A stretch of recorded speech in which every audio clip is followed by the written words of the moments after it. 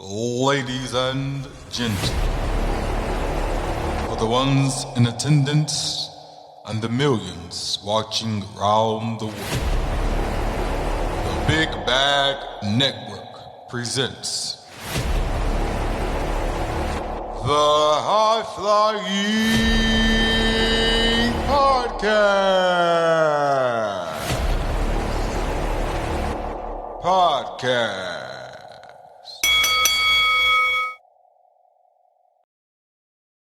This is the High Flying Podcast where we be drop kicking it with the boys. So make sure to body slam that like, share, and subscribe button. I am your host, Biggie Bag Johnny, back with another video. And today we are doing my favorite segment. Obviously, it's y'all guys' favorite segment because you are tuning in every week to watch me. You're tuning in every week and you're subscribing. I appreciate you guys the most. You're doing what you're supposed to do. So if you're on this channel, the High Flying Podcast, you know what time it is. It's my favorite segment, Dark Side of the Ring. Now, last week we did John Tenta, a.k.a. Earthquake. Now, I don't want to do too much talk because I seen you guys in my comments letting me have it, telling me shut the fuck up and how much of a cornball I am and everything. So what I'm going to do for you guys is I'm going to listen to you.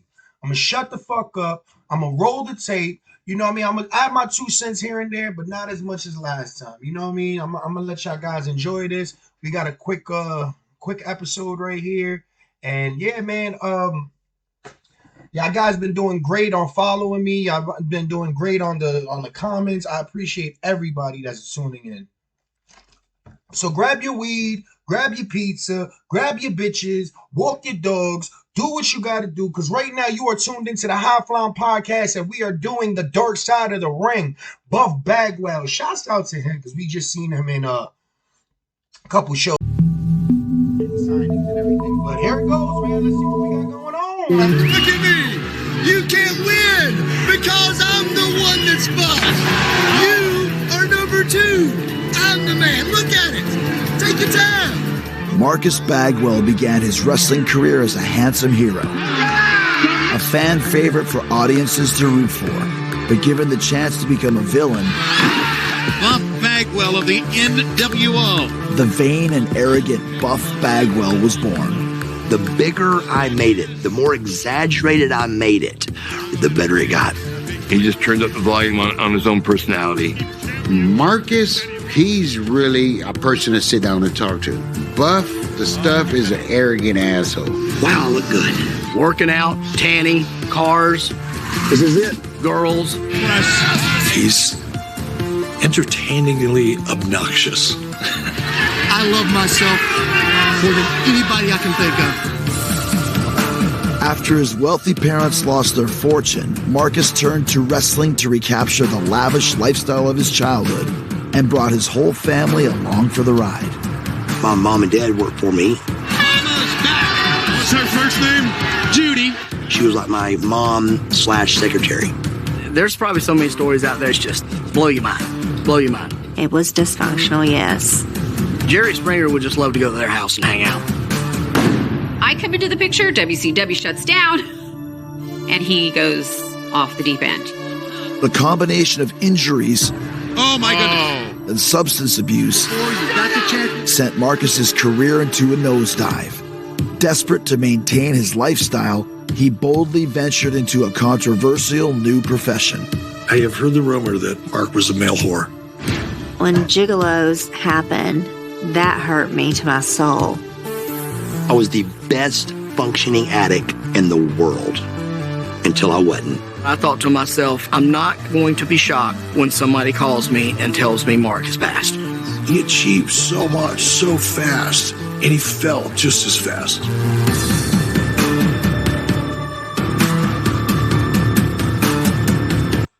You see what time is it? Dark Side of the Ring. Go subscribe to this channel right now before we start, guys. You got everything going. Subscribe to the channel. Comment. Let me know what's up, man. I'm gonna only do this in between when they do their little commercials. Buff and the Bagwell.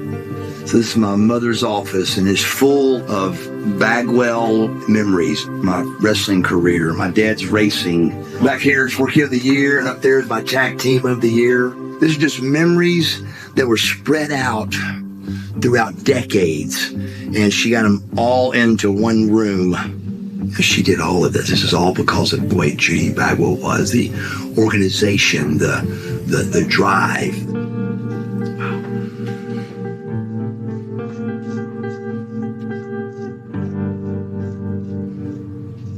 Where'd it go, man?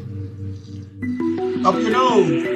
Our family, we were told from a very young age that we were special. It was just known that we were going to be somebody. Hey, I'm Marcus Alexander Bagwell, and AKA Buff Bagwell. I'm Buff, and I'm the stuff. It's a freak thing that he got into wrestling. Marcus was an all-county football and baseball player. He wrestled a little bit. He wasn't on the wrestling team. I'm Steve Bagwell, and I'm Marcus Bagwell's father. We had 3 sons. Marcus was the youngest. Mark developed slower than they did. He was so scared he wasn't going to get big. But I kept telling him, work at it, you'll get there, you know. We tried to be like our father. You know, he was a very successful drag racer, self-made millionaire. He just had an aura about himself of power. We were always watching sports. We watched wrestling. It was definitely on our TV, but it wasn't even like an inkling of doing that for a business or a career. How well known around town are the Bagwells? Back in the day, they were very known. They owned Southeastern Lumber. Everyone went to get their lumber there. This is Mark Slick Johnson from WCW and TNA Wrestling. I've been friends with Marcus Bagwell for a long time. Probably known him since I was 18, 19. I don't think there was many people you met in Marietta that did not know who the Bagwells were. My name is Tanya Bagwell, and I was Mark Bagwell's first wife. I was 18, he was 18. And we just hit it off. I just fit like a glove. He's just a loving person.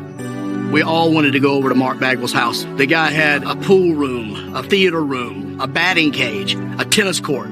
His dad buys him a brand new Corvette at 15. And is able to drive it back and forth to school. I wanted him to have the things I didn't have. And I had the money to do it, so I did. We were spoiled rotten, but we were not spoiled brats. He didn't get away with nothing. He still got in trouble. His dad wasn't going to raise a pussy. If we did anything wrong, you got your ass whipped. My father whipped me once. My mother whipped me 1,000 times, and we were scared of her. She was fearsome for sure, and fearless. If she likes you, she likes you. If she don't, she don't. There was no in-between with her. This is a woman that ran a 250 employee lumber yard. I've seen 100 truck drivers walk in and think, this lady's the boss. And within about 2 minutes, you know, they knew who the boss was and they were shutting up. Well, let me say this. You don't with Judy Bagwell. She'll give you the shirt off her back, but she'll knock you down with the other hand. Steve's the same way. Steve's more calm, except when he loses a poker bet. Yeah, he'd poker over there all the time. One time we're all up in Mark's room and we just hear, God damn it. He lost like the main card bet. Goes and grabs the machine gun. In the front of his house, they have 2 doors. He kicks those 2 doors open and there's geese out in the lake in front of him. He just unloads on them. And I hear a machine gun going off. And so I'm thinking, oh my God, somebody's robbing us. I got my 45, I bridge it, put one in it. And by the time I get to the front door with my gun, it's my father's like Scarface. Feathers are going everywhere.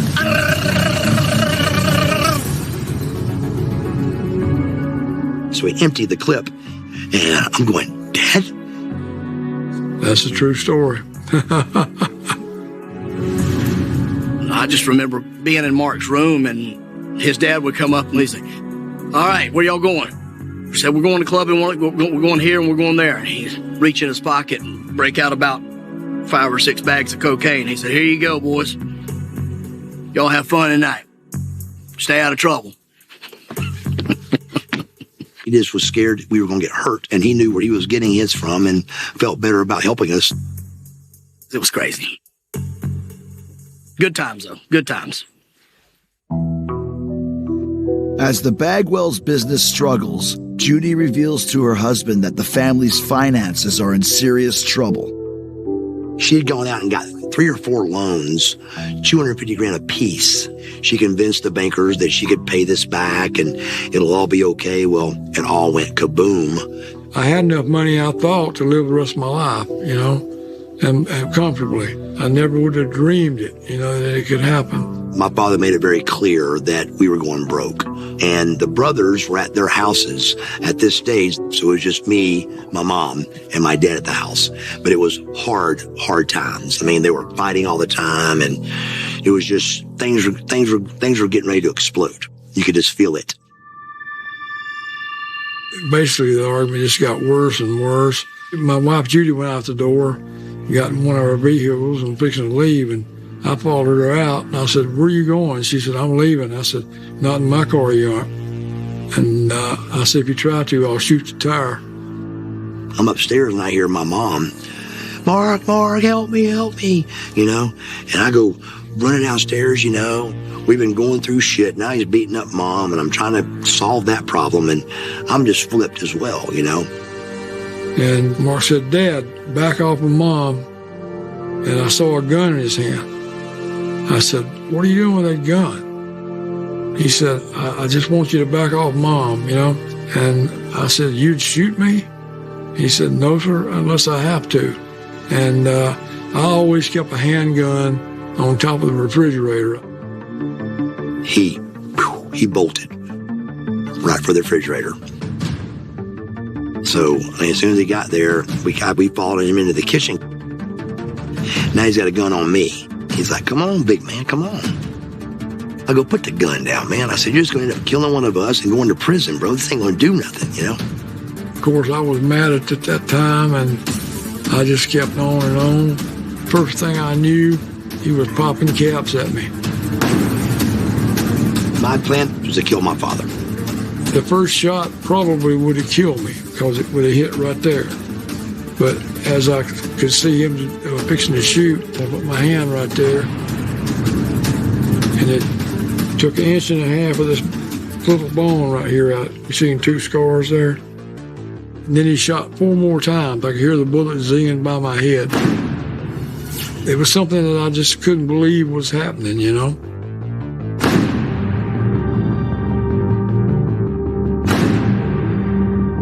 Because Mark and I had been so close all our lives since he was born. But he was tight with his mom, too, Did you go to the hospital? Oh, yeah. They had to take a bone graft off my hip and put it in here to fill this in. And I got a silver plate there that holds it all together. My mom's like, "Please call your dad. Please call your dad." And I'm like, "Mom, I'm not calling him. I don't feel bad. I'm not wrong. I got no remorse at all." And did you and Marcus end up talking it out? It was a little while before we did, probably 3 or 4 months. He called me up. Dad calls me and he goes, "So I want you to know you're 100% right on what you did.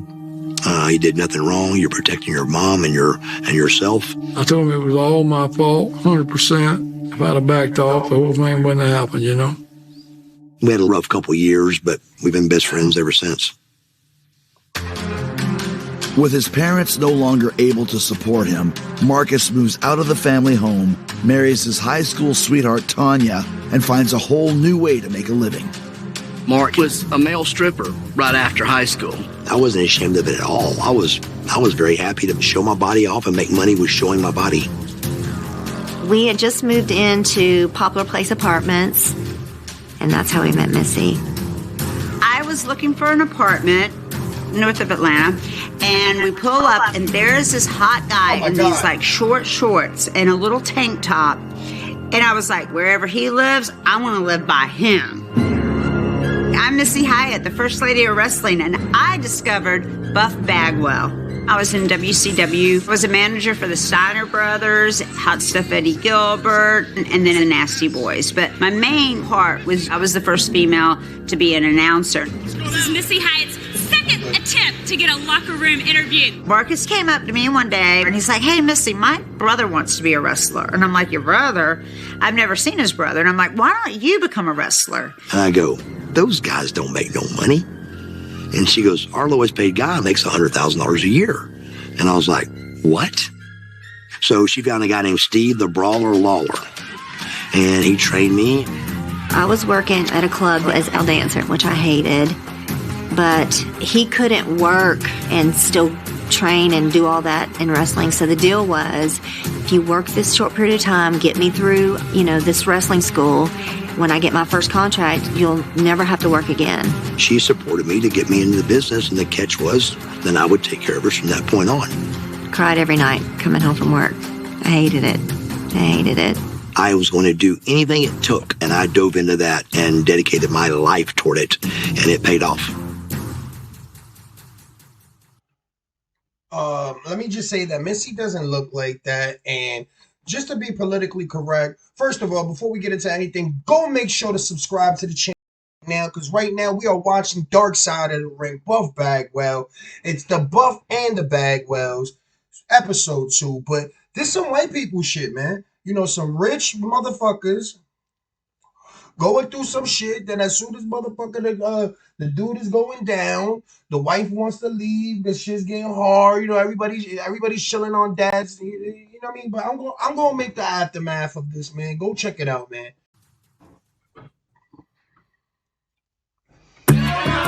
Training to become a professional wrestler, Marcus Bagwell dedicates himself to becoming a superstar.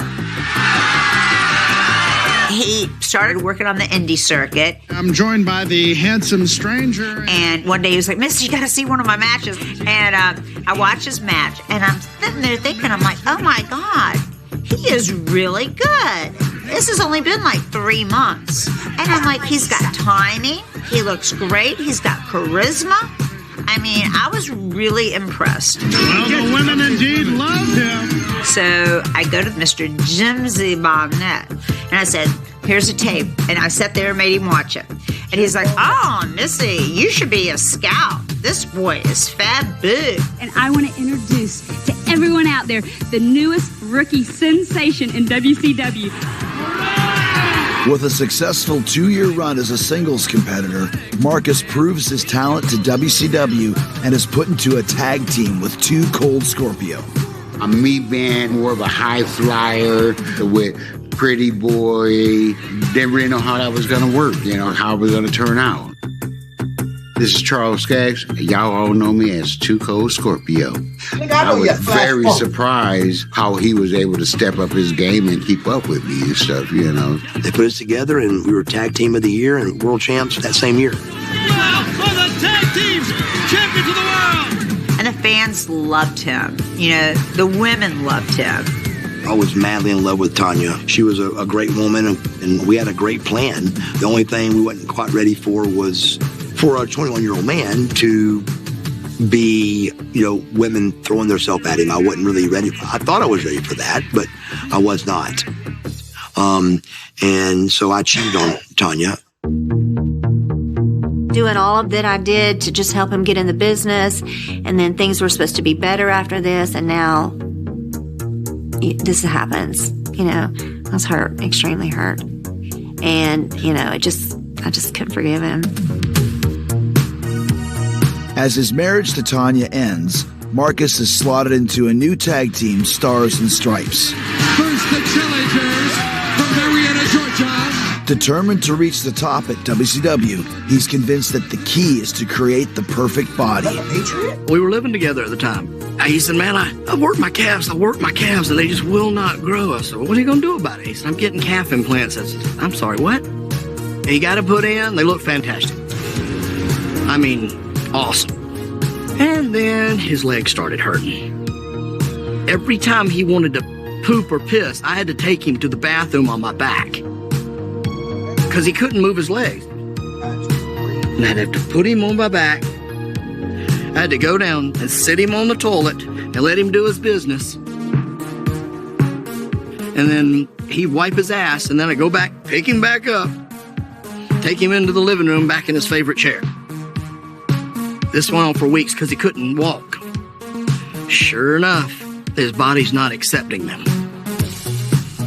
He had a fever. I knew he had a problem. I lowered him in the car and rushed him straight to the hospital.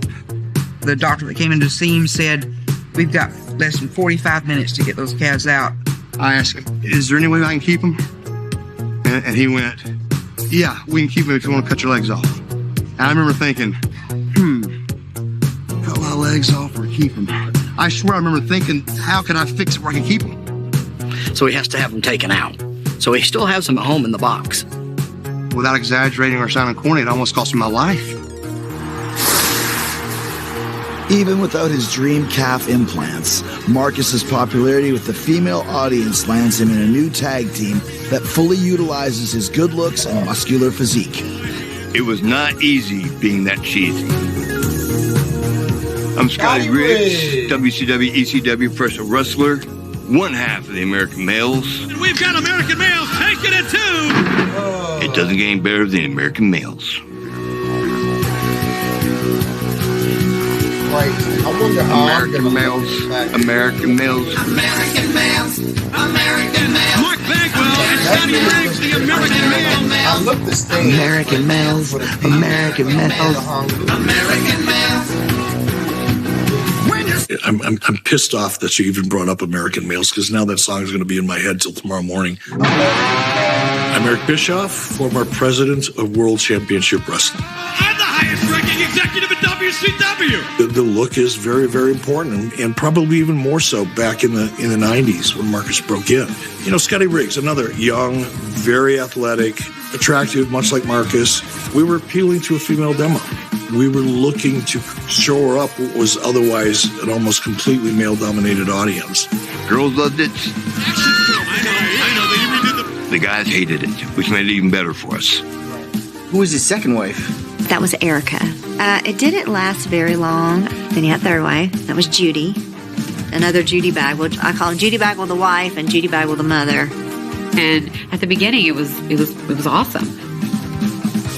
I'm Judy Bagwell, and I'm Marcus Bagwell's third wife. I was the top. I mean, he put me on top, right? Of course, Mark always comes first. Having won multiple tag team championships, Marcus takes the leap to join one of WCW's most legendary factions. Here's the NWO. Ready or not, here we come. NWO was already pretty hot. You know, we created this heel group, but the heel group was so freaking cool that people were actually cheering them. Nash came to me and said, look, do you want to be in the NWO? And it wasn't like I had to have a meeting with Scotty Riggs over this. I mean, of course I want to be in the NWO. What is this all about? I don't know what Bagwell and Riggs is thinking about. I didn't want to be a dick and go, man, this sucks. I want to go to the NWO, you know, that type of thing. And so I just kind of went, all right, it's cool. Let's make it work for you, brother. And we did. Hey! Attacked by Bagwell! I'm in the ring with all of the superstars. I mean, it does not get any better than this. I mean, it's just, I have made it, man. This is it, man. This is it. Changed my whole career, money, life, everything. When he became buff to stuff, it's like, who the this think he is now? Buff was Marcus times a million. He the type that I want to fight. That's the type that I want to fight, one whoop his ass. So I think that kind of gave him more heat, but he pulled it off. I had always thought that Mark and I would eventually get back together. And when I saw that NWO, I remember saying to myself, now we're over. That is what that says to me. Now we're over, because I could see him living out that character and it engulfed him. It wasn't an every now and then thing. He was living it out. How was your mom involved in your career at that point? My mom came up with the idea, just open up a corporation, so we called it the Real Buff Inc. I hired the whole family, and I paid them a salary. And so out of that, it was, you know, from taking me to the airport to making sure my house was clean to paying my bills. One time, I come home and I see Mark's mom's car's there. And I walk in his room, and he's got a big old bathroom. And he's in a big garden tub, butt naked, and his mom is behind him with the skin of his dick pulled up behind his balls, and she's shaving his balls for him. He's on all fours and goes, "Oh, hey, bud, what's up?"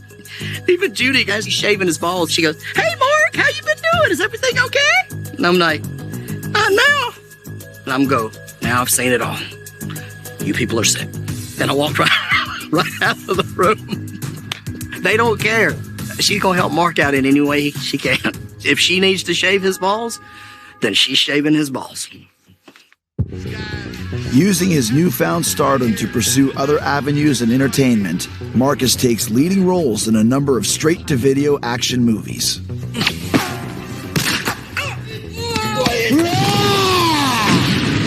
Yeah, I was familiar with at least one of Marcus's movies. Marcus needed some time off to do that movie, and I had to approve that. Did you ever watch the movie? No, I never did see that movie. I don't know why I missed it. He said you had a certain flair for the absurd. Bless his heart. He tried. Still riding high as a member of the NWO, in April of 1998, a routine match on WCW Thunder goes dangerously wrong. The finish of the match was, Rick was going to hit me with a bulldog, go for the cover. But when he does, he misses me. And when he misses me with the bulldog, I hit him in his back and my neck goes that way. And when your neck goes that way, it can't go very far. So, wham, it hit. Oh, my goodness. And when it did, it bruised my spinal cord and caused me to be paralyzed. Buck Bagwell apparently is severely hurt here. What's going through your mind at that point? Everything I'd worked for, it's over.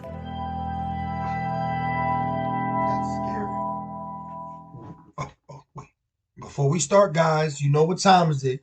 Go subscribe. Because you know what? I got only 400 subscribers, but I of views. So that means there's people that's watching this that's not subscribing. So I need you guys to subscribe to the channel right now. The High Flying Podcast with your boy Biggie Bag Johnny and the Big Bag Network. Holla at your boy, and we gonna keep rolling. At the peak of his wrestling career, Buff Bagwell suffers an in-ring accident that leaves him with a broken neck and an uncertain future. That's a horrible scene. I was at a friend's house and we were watching the show, and I saw that happen, and we all were like, wait, was that part of the act? I thought, oh my God, something's not right. I mean, it was brutal. Next 3.5 hours is CAT scans, MRIs, and all that. 3 hours later, the doctor comes in and goes, set up. I'm like, what? And so I start trying to move a little bit and setting up, and I feel totally normal. I go, what happened? He goes, when you bruise your spinal cord, when the swelling happens, your body thinks it's paralyzed, so it don't move. And then when the swelling goes down, you can move again. So I got 2 plates and 8 screws in my neck through here. So you broke your neck? Broke my neck. His mother, I swear, she cried until I didn't think she could cry anymore, I went to see him in the hospital. He looked terrible. I didn't think that he'd come back from that, honestly, but he did. Oh, look at this. It's Buff Bagwell. It was crazy, and it actually, I was back on TV from breaking my neck in 3 months. Know that these people love me just as much as I love them. And God knows I love each and every fan out there. Listen to that. So from that 3-month mark to the 10-month mark, I got back into great shape and was Scott Steiner's manager. Returning to the spotlight, Buff turns to drugs to endure the pain that comes with the wrestling lifestyle. You take, 2 Vicodins, 2 Somas, and then you come down and drink some beer, and then you take 2 more kinds of pills that get you up to go wrestle, and then you'll take another little combo to come back down. Muscle relaxers is what it is. It relaxes your muscles. You take too many and you cannot control. Walking, talking, nothing. I didn't like to be around Mark because he kind of was not the Mark I grew up with, I was out partying with all the other wrestlers. He was in the room with his pills, having a good time. I remember being on a plane with me and Mark flying to Europe or whatever, and him laying beside me and sleeping, but then he'd start doing his twitches and all that. And I remember one time this stewardess said, "Is he okay? Is he okay?" I said, "Yes, it's just his medicine. It's just his medicine." And I almost tried to make it sound like, he was really injured, and I tried to make up excuses. That's all I ever did. I tried to make up excuses for him to cover. It was just, I didn't like seeing him like that, because that's not Mark, right? Yeah. It was tough. Buff. With the success of Buff's return to WCW, We understand that is his mother pushing Buff Bagwell in. a new angle is born as Marcus's mother Judy becomes a part of the storyline. Judy Bagwell. We made her a star. A lot of the stuff that we did with Judy and Mark, I thought it was pretty good creative, actually. She loved to perform, too. I could see where Marcus got it. Rick Steiner and my mom loved each other. They were great friends. And he called me up one day and he goes, "Look, man, I got this idea. You being a bad guy, we're going to bring your mom in and do the, what are you doing, son? Why are you being a bad guy to all these fans? Your typical mother." And I said, "I love it. Let's do it." You come to me and you said, "Mother, don't you ever slap me again." And I believe what you said. I enjoyed working with my mom tremendously, but your mom is your mom still. So working with your family is kind of hard sometimes. She's trying it. She's doing everything she can to get away from Positively Canyon. No, I don't regret Judy getting involved. Unfortunately, we leaned on it a little bit too much, and it went a little farther and a little longer than it should. But I think initially the things that we did with Judy were really good. I couldn't find a pole that would hold that big, fat battle axe. After Judy's run comes to an end, WCW is bought by their competition, the World Wrestling Federation. As Vince McMahon only brings some WCW wrestlers onto his roster, Buff Bagwell up. Buff Bagwell makes the cut. Before making his debut, Marcus attends a training session with fellow wrestler Shane Helms, which erupts into a heated confrontation. Shane said something to me like, "Yeah, Bagwell happened to be on time today," or something. And I go, "Wow." I go, "You had a great day today, brother." He goes, "Well, I'm hurt." I go, "Oh, I know. Yeah." I said, "You're always hurt or something." And he goes, "Well, at least I'm not a drug addict." And I said, "Look, bro, we got two ways to go here. We can just drop this and let it go." I said, "Or I can just slap your teeth down your throat."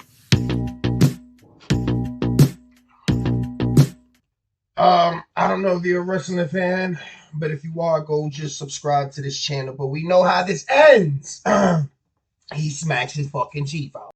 But yeah, man, go subscribe to the channel, man. That's all I'm going to keep asking you motherfuckers. I'm not going to go in between. We're almost home. All I'm asking you is go subscribe to the channel, the High Flying Podcast on YouTube right now. Go hit me up, Big Bag Johnny on all platforms. See what's up. Go check out the belt collection. Go check out my interview with Tito Santana and Sergeant Slaughter's daughter. Yeah, and do all of that, man. But right now, we're in the dark side of the ring, man. Following an exchange of insults, Marcus Bagwell threatens fellow wrestler Shane Helms with physical violence. He goes, "Take your best shot." And he didn't get shot out of his mouth, and here come the Bagwell slap. Whap! What's the Bagwell slap? The Bagwell slap is something my father taught us. It's just a way to show instant dominance. You're able to, slap somebody and just get a hold of the situation and let everybody know what's going on and who's in control. And it rolled him into the corner. So I go to walk off. Well, I didn't know it, but he had an ice bottle under his shirt, a brick, a frozen brick, and goes, "Wow." On the back of my head, me walking away from behind. I mean, it was like a sledgehammer. And all of a sudden I look and there's just blood all around me. I don't tell nobody about it. I go to my own doctor. I get my own doctor to fix it. No time off. I wrestled the night with Booker with 25 staples in my head that night. I had to get a black Sharpie and cover the staples in that match. And that night, I was main event with Booker T and had a decent match, I thought. We need to go ahead. Every one of us. We're instantly starting to get hit with how bad our match was. And I go, what happened? What do you mean bad match? It wasn't a barn burner, but there was no mistakes. But they really just kept hammering how bad the match was. So they called me that week and they're like, hey man, we got big plans for you on Monday. Rest up, you're good to go. And I was fired the next week. I went from main event 1 week and was fired in 7 days. Well, the match wasn't great. The fact is, the crowd can't help it. What if I had a horrible match? So what? I'm Buff Bagwell, man. I gave 11 years to WCW 5-time World Tag Team Champion, Rookie of the Year. I'm 31 with 20 years coming at me of wonderful wrestling. Why would you get fired over a bad match? Because they expected more from you, motherfucker. I think they were just trying to get rid of me. No, they was But see, expecting Mark slapped him first. So if Shane would have hit him, Shane would have probably been gone. The famous Bagwell slap cost him hundreds of thousands of dollars. I was going to be one of the biggest names in pro wrestling, man, ever. And instead, I had a good run, that's all. And that's hard to deal with, man, when you're 31 years old. So I dealt with it with pills and alcohol. So what was already getting really bad, it got real bad. I had nobody to answer to no more. And I was depressed now. Fired from the WWF in 2001, Marcus spends the next 11 years wrestling in independent promotions. Battling his addictions, Marcus makes multiple attempts to get clean. But in 2012, while driving home from rehab, he passes out at the wheel. Next thing I know, I wake up and I'm driving my car. I crank my Jeep and roll it 4 times. So I almost killed myself with that, knocked my teeth out. But they call that a withdrawal seizure. From being clean, I had a seizure. They had to put him in a medically induced coma because his neck was swelling. And they said had he not had that plate that he had from his original broken neck, he would have been dead. When I saw him in the hospital, I couldn't believe how he looked. His entire face was swollen. And of course, when his brothers went there to see him, they were devastated because, you would not have recognized him. His face was so bad. He should not be alive. I'm telling you, he should not be alive right now. How did he bounce back from that? He crawled back up pretty quickly. My teeth are knocked out of my head. I have lost 50 pounds, and there's bills that still are coming in, and I don't know what to do. We needed money. And so we made it make sense that I was going to be on this show called Giggolos, and I was getting paid $25,000 to do it. Being a gigolo isn't always easy. Do you remember hearing about Marcus appearing on a show called Giggolos? I do. I was like, what the get the out of here. How the he gonna get on the Giggolos and he got a dick about this big? Hey guys, what's up, man? I don't even have to say his name. They told him he was going to make an appearance and sort of be a mentor to the guys. So we didn't know what I was doing quite yet. But I get all the way out there, and all of a sudden I see what I got to do, and I'm like, wait a second, what? Were you shitting me?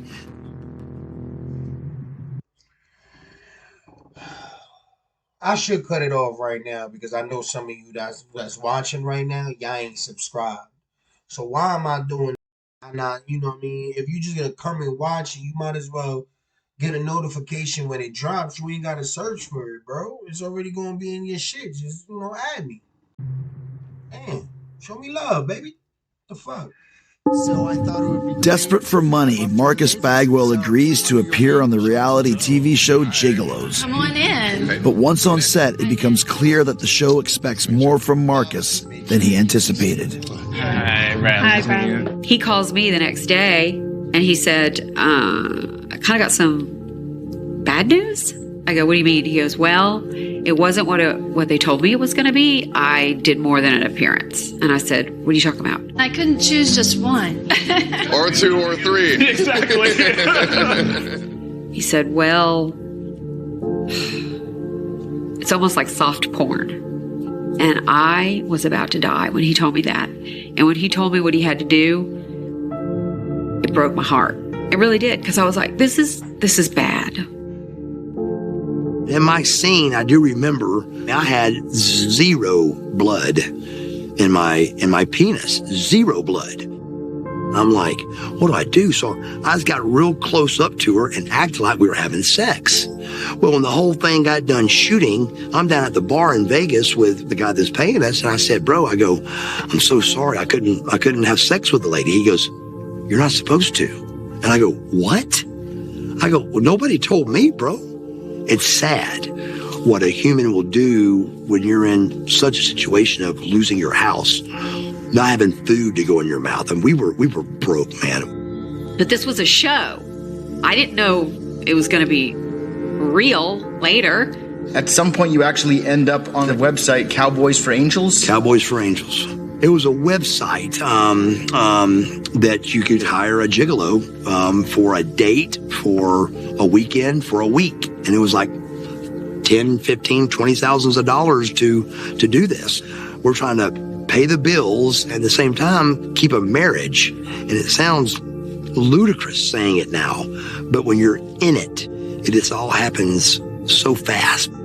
I hate talking about this because it's just weird, but whenever he did get called to go on a date, it turned out that this woman actually fell in love with Mark. Very first one out of the gate, fell in love, and it was crazy. And I would live there for a week, paying our bills, and I'd come home for a week.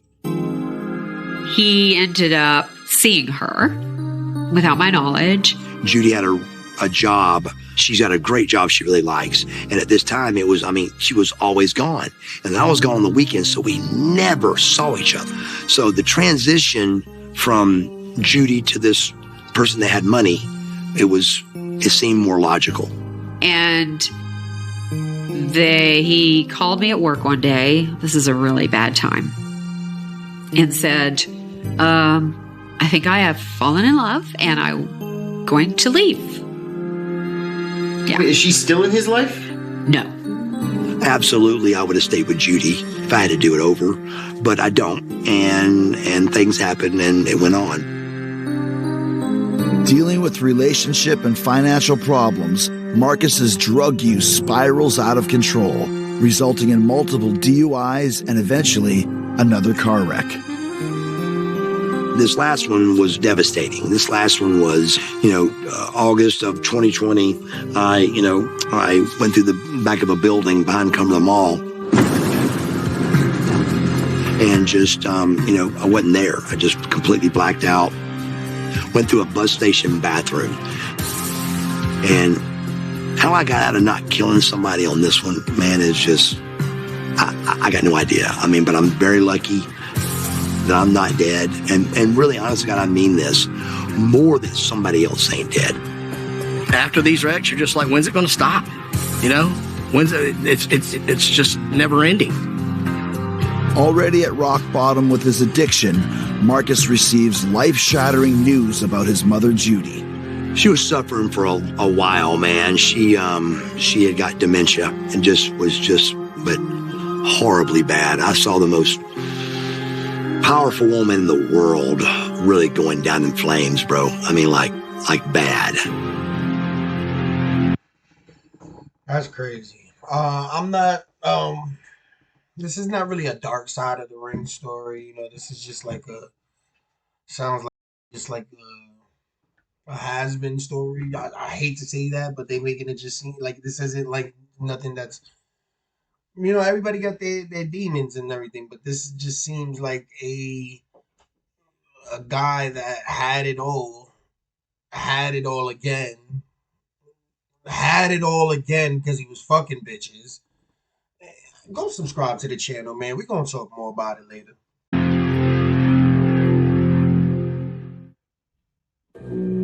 Marcus Bagwell and his family now face their biggest challenge yet, as his mother Judy is diagnosed with Alzheimer's disease.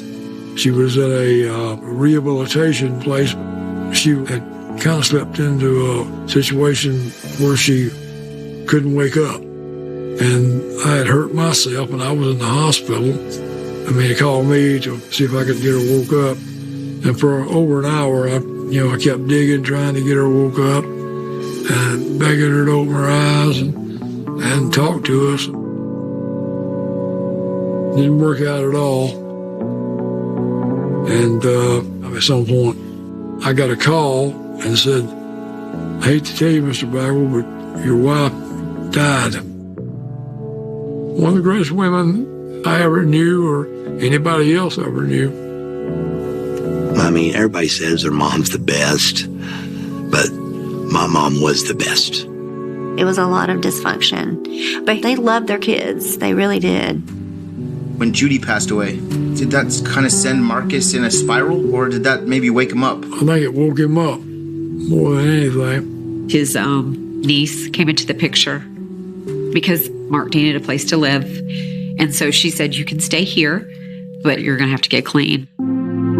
They just said, look, if you don't get sober today and you don't go today, we're out of your life. And I said, let's do it. And then we brought Dallas Page in, and that's how it all started. If you're going to run down this road, which you already are. Yeah, absolutely. Like, you got to live it. I do believe it. I've talked to him several times. It's just like the old Mark. I can barely see hardly any, buff in there. It was a lot of Mark now, so I do believe him.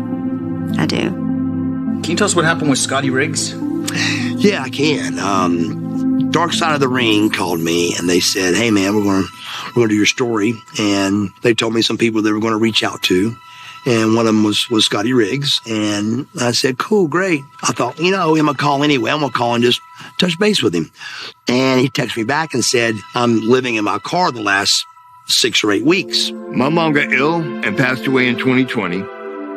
And went through a couple years there, paying the bills, everything else, trying to keep the house, whole 9 yards. Ended up losing the house that I was living in and was sleeping in my car. And I was in a really depressed place, dark state, and was pretty much maybe a half a day away of putting a gun to my chest and taking my life. And Marcus called me up and just basically browbeat me to come to Atlanta. And he's like, dude, I'm Dallas's house. Get up here. I said, man, I'm content with not being there anymore. And he did not give up. I love you, man. Get up here. Get up here. And that next morning, I drove up here. And if it wasn't for him, I probably wouldn't be here today. Do you still love Marcus? I do. I'll always love Mark. I think he's just really genuinely this good guy. And for so long, people have, misjudged him. I think that he has some good people supporting him, and he has a wonderful girl in his life now. I hope that works out for him. I want him to be happy. I truly want him to be happy. Marcus Bagwell's a lovable guy. It's why his ex-wife still love him. It's why friends still love him. It's why I still love him, despite his faults and his flaws. But at Mark's core, he's a very giving, generous, loving person. What do you think drives Marcus now? I think the same drive that made him a superstar in a year, the fortitude, the gumption, the want, the smartness. He's done a lot of things in his life that I was very, very proud of. But I think getting sober and staying sober is above all of them. The future for me is sobriety and my recovery. And no doubt about it, I want to be back in the business. I want to be back in the ring. Look, if anybody can pull it off, Marcus Bagwell can. I'm rooting for you, baby. I'm rooting for you. And there you have it, ladies and gentlemen. You got Buff and the Bagwells.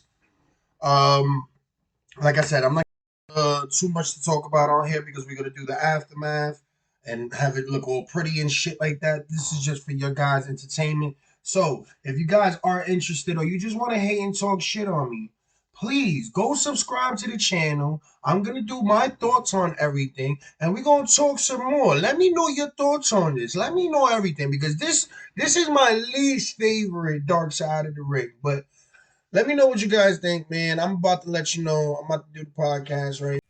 The Big Bag Network presents the High Flying Podcast, where we dive off the top higher than RVD and Matt Riddle's love child, with your host, Biggie Bag Johnny. Subscribe to the channel and stay up to date on all things wrestling related. So grab your belts and bongs, bad bitches with thongs, and watch whatever episode that you want to put on. It's the High Flying Podcast with Biggie Bag Johnny. Let's go.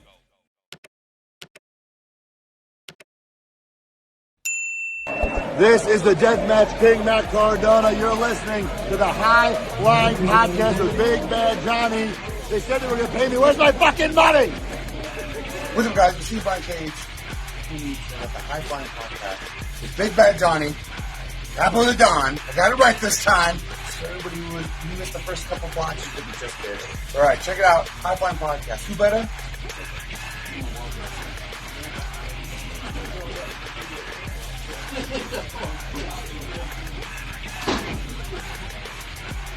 Thank you for all the doors that you opened up, so you guys can bust through the window, you know, and all the time. I appreciate it. When in 2004, Eddie Guerrero came up to me and thanked me for opening up the door for the Hispanics in WWF. That meant a lot to me when he told me that. Absolutely.